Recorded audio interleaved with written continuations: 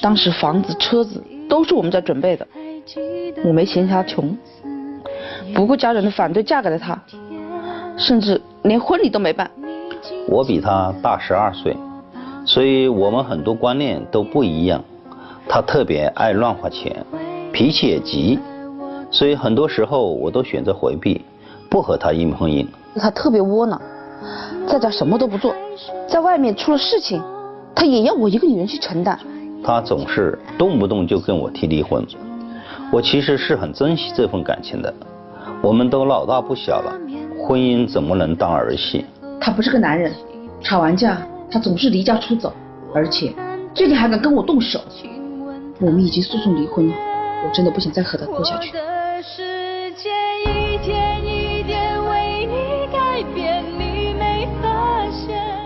掌声请出这对夫妻，掌声有请，有请。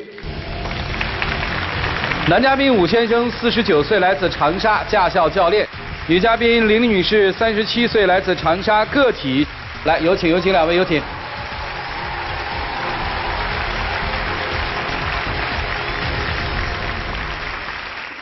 刚才两位上来之前说了3个数字啊，一是一次离婚诉讼是吧？谁诉讼的谁？我诉讼他。诉讼的原因和理由是？我觉得他这个男人没有担当，而且很窝囊。好，你能给我们讲1、2件事，让老师清晰的理解一下什么叫没有担当和窝囊，好不好？其实我们在相恋的时候，我觉得还好，就是婚后吧，我们经常吵。在有一次家庭聚会的时候，家里来了很多客，他不下厨的，一般都是我下厨。我还在炒菜的时候，就听到儿子摔在地上哇哇的哭。我说你作为一个男人，在家里什么事情也不做，你看个孩子又怎么样呢？啊。他就玩他的手机，我当时就很气。啊。我说既然要离婚嘛，儿子归你，我就抱起儿子往他身上一扔。他当时也很气，左手搂着儿子，右手就拿着椅子砸我。他也是属于那种打不还手骂不还口的人，结果那是第一次打我。他把孩子当做一个玩偶摔过来，一丢过来，吓得我要死啊！我抱上之后，气的真的是说手都发抖，拉着身边的凳子那肯定甩出去，那会甩可能是也没注意力度。那是因为你对儿子太不负责了，我在那里炒菜，你在那干嘛？你在玩手机，儿子摔在地上哇哇的哭。所以说孩子多大呀？1岁多2岁。确实您在玩手机。当时没太在意，可能是在玩手机。玩手机，孩子摔了，所以夫妻之间有争执，是吧？对。就算以前有争执，他也不会动手打我的。啊。但是这几年下来，我过得很憋屈。憋屈啊。本身我也是个工作狂嘛，我公司还有事儿。跟他出去吃个饭，我买单，都是我买单。当时他还在吃饭，我就去买单。回来之后就看他和服务员在争吵。后来了解之后，是因为服务员那个喷壶的消毒液碰到他眼睛里面了。当时我也气愤，我就一拍桌子，我说把你们的经理叫过来。当时服务员给吓跑了，就来2经理，就一直跟我争辩。他就上卫生间去冲眼睛去了。直到后来我和他们一言不合就动了手，结果他就坐在那里就捂着眼睛就看着我们。我觉得一个男人让一个女人去帮你摆平这些事情，你觉得他很窝囊是不是？对，还有一次窝囊的事就是他没开车，就骑个电动车回家。后来你问他当事人吧。他那个是小区那个栏杆，小区栏杆是一车一杆的。我们当时可能刚进那个小区也不太清楚，前面有台小车在那里刷那个门禁卡，他刷开了我就走呗，反正是2台车同时走也没什么事。哪知道我在走了之后，他认为是走了一台车，栏杆主动放下来。那个女同志开车可能是新手，就来一个急刹。结果他说他车里还有小孩就摔了，就我不知道嘛，我就回家了。结果他找到保安调监控啊，找到我家里来闹。那会儿闹我搞得莫名其妙。我们都还是一头雾水。那个女的就冲动在就指着他骂。你说你的小孩摔在车里，我们带你去看病，那不行，我一定要钱，我要赔钱，我就是你，就指着他骂。我就把他手一打，我就在推搡中，然后那个女生就打了电话叫了7、8个的男子汉过来，他可能就吓怕了，坐在沙发上不说话，一直都是我在说。我说你这个男人怎么这么窝囊？我要面对7个男子汉，我一张嘴每个人去说，最后我打了110，110就回家把这件事情给平息了。最后他出的钱嘛。重点在于他窝囊是吧？我们有对，我们是在理，我们有道理，结果反而变得没道理了，他来出钱。你觉得谁理亏啊？这个东西说实在话，如果按那个保安的那种说法，我觉得可能是我没有注意他的规矩。那么说当时碰到这样的人，他也是来讹点钱，那你稍微赔点钱呗。你是希望息事宁人对吧？哎，对呀，因为这事情不是说非得要打个架，搞个什么事情出来。结果他一言不发的就坐到那里，7个男子汉就冲着我吼。你连讲了2件事，我发现你脾气还挺大是吧？非常大啊！你在外头经常跟人干仗吗？也不是，我是属于平理的人，不然的话，我为什么2次都是我打110平息这个事情？觉得他没用对吧？行，还有别的吗？这也不至于离婚呢。还有就是因为我委屈的啊。我和他没有办婚礼，我也不希望有一个什么很隆重的婚礼啊。但是婚后什么都是我在付出，他这人很抠门，跟我办事吧啊，你得出油钱，我看我的车让他做司机，我得出油钱，我得出车号，我还得给他付钱。这都是有原因的，不是说你出油钱不有出油钱的问题啊。有些东西这都是有原因的。啊！我天哪！你要知道你做这个事情你是干嘛的？家里人都知道你花钱大手大脚，赚了多少钱，1个月可以3万块钱的网购，一天到晚我就守着这个小区门口来收邮件。什么我也干些什么。有时候点错了，1件衣服他可以点了2下，他就算了，反正回来1件穿1件丢是吧？哪有这样搞的呢？我问几个问题哈。你刚才说请先生给你开车是吧？干嘛呀？开车是你们俩出去玩还是他要油钱还是什么？是他从驾校出来了，然后就到我公司，反正就是他去你公司了。对，给我做专职司机嘛。给您做专职司机，那当然应该是您出油钱了。有时候办事啊什么的，哪怕是出去玩，吃个饭停个门禁5块钱，他都得我掏。因为他这个东西是一个什么情况？我带你玩了，带你吃了，最后什么还所谓说我没有担当，就是说你能够在家里带孩子，还能够有一份收入，就是这回事。我问问，这个你们俩的这个钱怎么个用法啊？各记各的。他不管我，我也不管他。从一开始恋爱就是这样。这个从这个资料上面看，您应该初婚对不对？对。您是有过一段婚姻？对。那个婚姻里有孩子吗？有。跟谁了？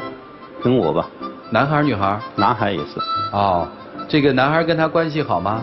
关系好，跟他关系好，跟我关系还不怎么地。跟他关系好。你们俩是结婚之前就约定了个人的钱个人花是吗？默认的。对。明白了。就一直是这样过着，然后我生儿子之后，2万块钱也是我出的。当时他的大儿子还在上大学。我要8000块钱交学费。就大儿子已经读大学了是吗？对。等于二儿子生的时候是你拿的钱。对。我找的医院我拿的钱。包括我儿子满月酒，全部都是我在办，全部都是我付钱。听起来您是一个女强人哈，至少在你们家你挣的比他多，对不对？他什么都是听我的。那您当初为什么嫁给他呀？当初我不是跟他学车嘛。然后觉得这个老师也还挺靠谱。学车情缘老师挺靠谱，然后呢？婚前也一切都还好。就是婚后就感觉慢慢就变化了。这个变化是婚前我也知道他是属于那种没钱，但是不会抠门到这种程度呀。你知道他没钱，但是没钱我也不怪你啊，在父母和我亲戚朋友的阻挠之下，我还跟你结了婚。我也没办婚礼，我准备了3套那个婚礼服，我都没穿。为啥呀？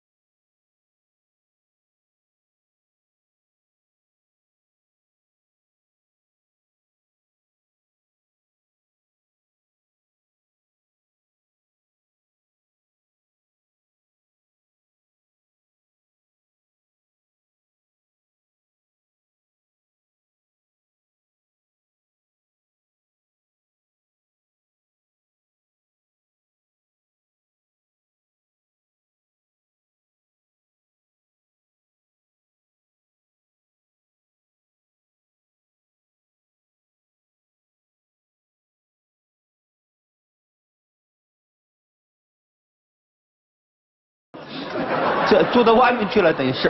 为啥呀？你们俩还不一起住？没办法，他要么就吵啊，反正就不是是。你搬出去就你们俩分居有多久了？半年吧。哦他觉得在我员工面前没面子嘛，哦，在家里吵。您还想离吗？他要是有点改变，可能还会有。你想让他改什么呢？你至少得回到从前吧。啊，从前他是个什么样的男人？你给我们形容一下。啊，从前对我也还挺关心的，甚至关心胜过他的大儿子。哦，那为什么4年之后他不再关心你，甚至向你动手呢？他就觉得我脾气越来越躁了。啊，他说你在公司对员工都那么好，一个个都像自己的儿子一样，本身员工也是90后嘛，他们就该带嘛，就不是该动怒，都是引导嘛。啊，你比我大12岁，你还要我来引导吗？哦，委屈是在这儿，你应该引导我，对吧？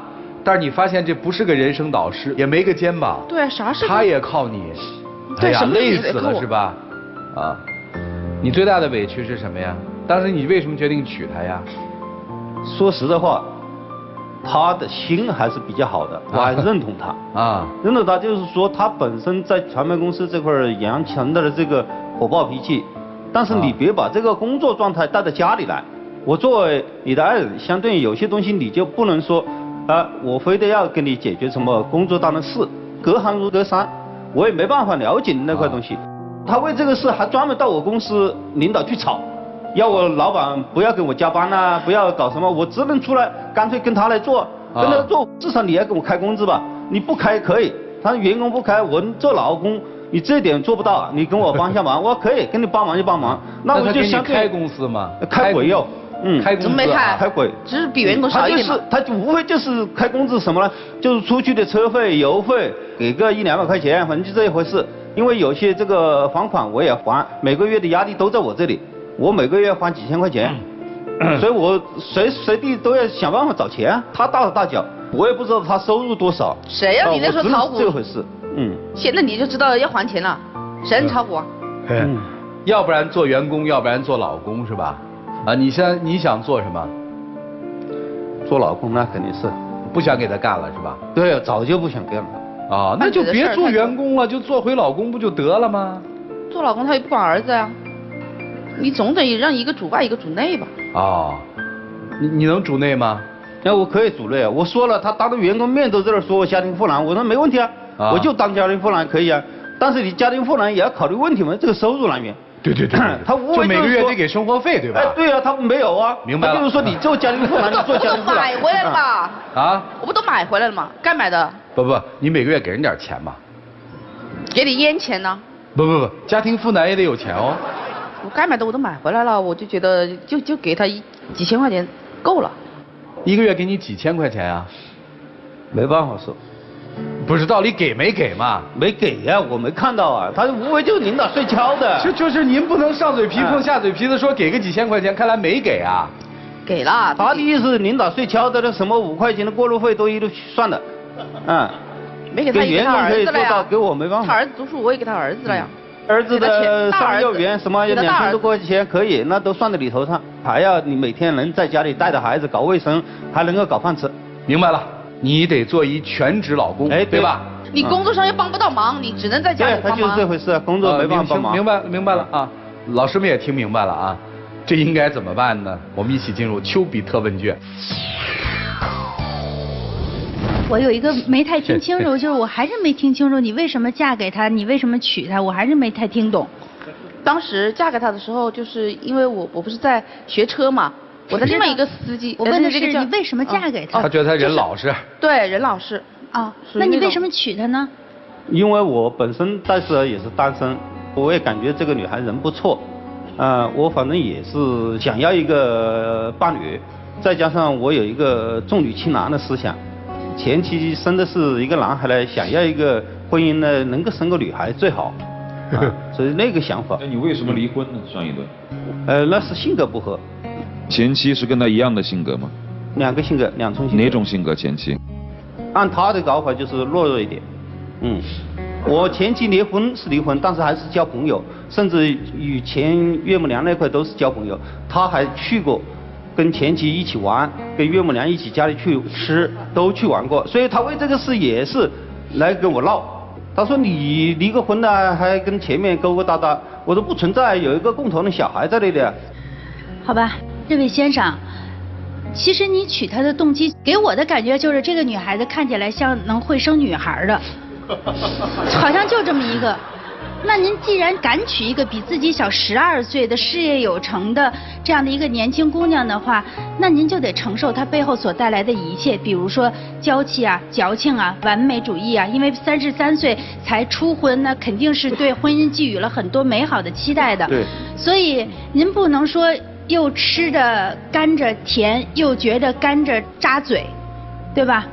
另外，您刚才谈到关于前妻的问题的话，让我感觉你们2个人都处在一种极其边界不清晰、角色定位不清晰的状态。您跟您的前妻和您现在的妻子把它搅和在一起，然后您还寄希望于其乐融融一家人、好朋友、离婚亦是朋友，您这个太理想了。因为女人她本身的嫉妒状态就是会比男性要高一些，对于爱的排他性本身就比男人要高一些，所以您凭什么认为您有那么大的魅力，又能让前妻跟您做朋友，又能让现在的老婆去接受您跟您的前妻是朋友呢？您真的没有太把这个女人当回事儿，不尊重。然后白老师你好。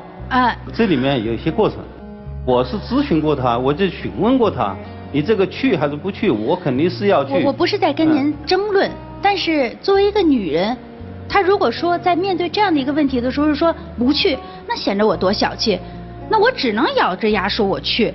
但谁难受谁知道？您考虑过您提出来这个问题，对于他是该怎么样回答？您就把他给架在那高度了，你只能回答是，否则你就是一个心胸狭隘的女人。然后对于这位女士，我刚才也说了，边界不清，角色不清，助理住在家里，你也没有尊重，在你的王国里面，你就是把自己的需求凌驾在所有的需求之上，把自己的情绪情感凌驾在所有的需求之上。你要一个男人能够100%的放弃自我来去听从您，同时又还要让他在起冲突的时候能够站出来保护您，这种分裂的状态。你让你的男人无所适从，他到底要扮演一个小绵羊，还是要扮演一个大灰狼？您到底要什么？您自个儿想明白了，要不然的话，他永远无法追随您如此多变的需要。谢谢。好，谢谢白老师。来，曲总。当时你看上你的丈夫哈，就是因为他老实，对吧？老实，对。对。打不还手，骂不还口吗？对。所有你想的，你认为现在不能容忍的，还都是反映出他老实。对啊。他没有变啊。你为什么要跟人离婚呢？你知道你最大的问题是什么？心里最大的问题是什么？你很委屈。很憋屈。你很憋屈。其实委屈我受的太多了。但是都是你自找的。父母反对，不同意你们俩在一起，你为什么要这么义无反顾的在一起呢？因为他老实。第二，没有婚礼，因为要在乎他的感受，他不同意，对吧？是不是你自己愿意的？是，也要尊重他嘛。你尊重他？亏你说出你还要尊重他。结婚之后哪件事尊重他？你把他当什么？你把他当老公啊，还是当助理啊？还是当免费的司机啊？我觉得他太没用了，太窝囊了，所以我才把他靠到身边。人家自己活得好好的。人家驾校很专业吧，人教练做的，你去到人家公司吵，让人家辞职跟着你干，结果呢1分钱没有，管你要点报销的油钱呀，然后过路费啊、停车费啊，你还把它算入他的工资。在家里呢，你要把员工外人请到家里来，好吗？你这家庭太乱了，里外不分呐。所以给你的建议就是，既然找一老实人。那可能在外面他有时候表现的窝囊，但是在你看来是窝囊，在人家看来或在我们看来，人家是讲理的。你所谓他窝囊那2件事，如果不是你不问青红皂白冲出来去捣乱的话，这2件事可能都会得到很合理的解决。把事情闹大，造成不可收拾后果，都是因为你。然后回到你们家庭，我猜你内心是想挽留他的，只不过是想让我们说说他，但是不好意思。你最应该被说，就这样。好，谢谢曲总，涂老师。一个像火一般的女人，她的初婚，她一定是热情似火的，一定是充满希望的，一定是希望像燃烧一样的状态，能够在如火如荼的过程当中面对自己的新生活，这是你最初的期望。而一个像冰一样的男人，选择了再婚，他对婚姻的诉求不是如火如荼，他的诉求是冷静处理，平静对待，生个女儿就算了。所以你们对于婚姻的诉求和期望不一样，事实上想象的也跟自己实际身处的婚姻状态是不一样。先说一个问题，爱与不爱。我认为像你这样一个如火的女子是爱他的。比如说没有办婚礼，对于一个女人的第一次婚姻来说，多半是不能忍受的。而像你这样一个暴躁性格的女人，当然也符合你性格，不顾一切家人的反对，没有婚礼我也愿意嫁，宁可拿着3套婚礼的新服，半夜3更自己摸着看着伤心，我也可以没有婚礼嫁给一个男人。包括你和他的前妻的孩子相处的也很好，在我看来你是爱的。但是这位像冰一样的男子是不太爱这个女人，至少没有那么爱。人家把自己所有的一切都给了你，你居然以2婚不能太高调为由，没有给他一个婚礼，这是他这一辈子的缺憾。从这个角度上来说，你就没有多么爱他。第二，虽然你所讲的他很窝囊的那2次，确实是你性格太过于冲动，把事情闹大，但是从男方的态度而言，你也没有多爱。虽然他无理取闹，他性格太冲，导致到事情发展到不可收拾，但你作为他的丈夫，作为他的男人，作为比他大12岁的一个中年人，你应该出面保护他，或者是处理这件事情。这是作为一个男人，一个丈夫应该做的，你没有做，你甚至没有那种本能去挡在他前面。我认为你没有多爱他。谈完了爱与不爱，我们谈相处。你们每个人都过高的估计了自己的能力。这个像火一样的女子以为我的热情可以化了你，至少在婚后。但是这个像冰一样的男子认为，婚后凭我的冷静和以往的生活经验，我可以让你变得更听我的话，来主导我的生活。但是事实上你们都想错。如果用火去烤冰，其结果不是融化，是开裂，冰马上会蹦开。现在就蹦开了。你那是大火，你要用小火慢慢去烤它，它能化。你噌的一下马上火就上来，你可不把它烤裂了吗？再说了，你确确实实有点太里外不分了。没有助理住在家里的，在这样的情况之下，你何尝考虑过一个曾经结过1次婚，人到中年49岁的一个男人，天天看着4个助理伺候你，他内心作何感受？而且他也是你其中一个助理之一，而且是最没用的助理，而且连报销费有的时候都没有。你让他觉得自己是你处于什么样的地位？你让他怎么面对自己的人生？他会认为自己的婚姻一次不如一次。所以你很笨呐，你这火烧的不对呀。如果你这火要是烧得对的话，不光能够燃烧他的热情，同时能够把日子过得像温水一样滋润。而作为这个男人，其实是有点破罐子破摔的感受。当他觉得我改变不了你的那种脾气，我实力上也不如你的时候，我索性躲避。所以其实在我看来，如果你们俩还要继续在一起相处，首先请你把你那无名火给我收起来。聪明的女人是小火慢炖，把你公司分清楚，助理就应该自己找房子，自己工作。其次你得给他自尊，你不给他面子，谁给他面子？而对于这个男性来说，我想说的是，你既然娶了一个娇妻，比你小12岁，你更多的给他的应该是呵护，在生活更多的给予他辅助，在有些时候也要软中带强的挡在他前面，承担一个男人的责任。当你们什么时候这火能够把冰融化了，变成了一趟温水了，这日子可能就滋润，好不好？就这样。好，谢谢。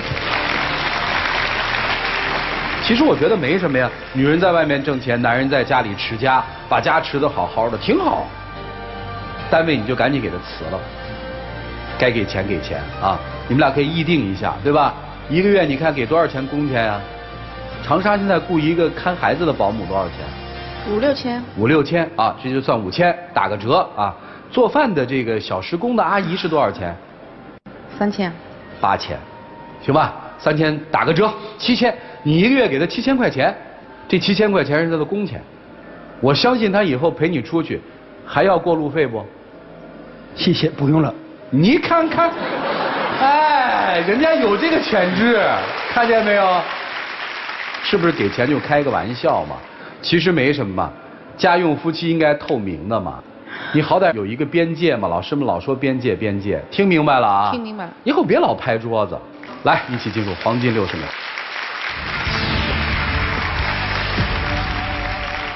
老婆，现在是距离产生美，你把我赶出去是吧？这么长时间也产生了一定的距离，我相信你是越来越美了。那么以后能不能我在家带孩子，你是一个强人，我承认你，那么请你开点工资。你这讨要工资啊，在这里。爱情需要经营一辈子。这个我相信。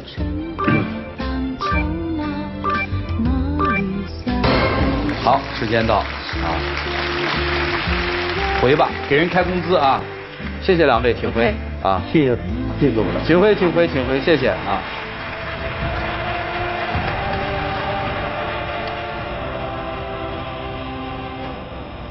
来，请关门。各位电视机前的观众朋友，欢迎大家登录优酷、土豆、腾讯视频、搜狐视频、乐视网、PPTV、距离爱奇艺收看节目的完整视频。主动点儿。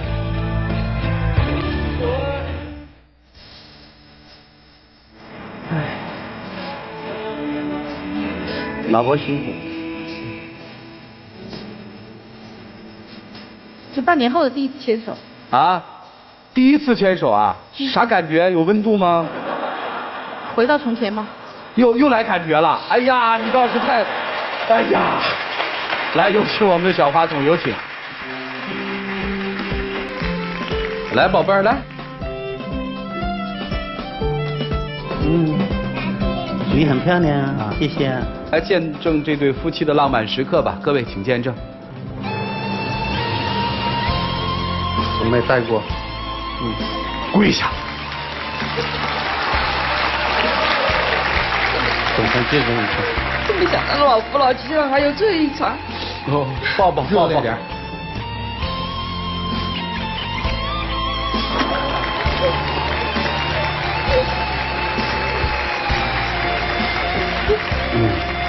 大哥亲一个，就这样的。哎，这个需要亲一个，亲一个，大哥。哎呦，哦呦。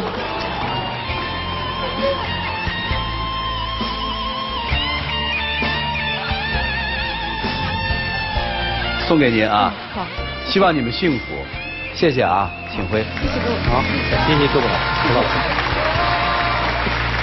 慢点。好，谢谢大家，谢谢大家。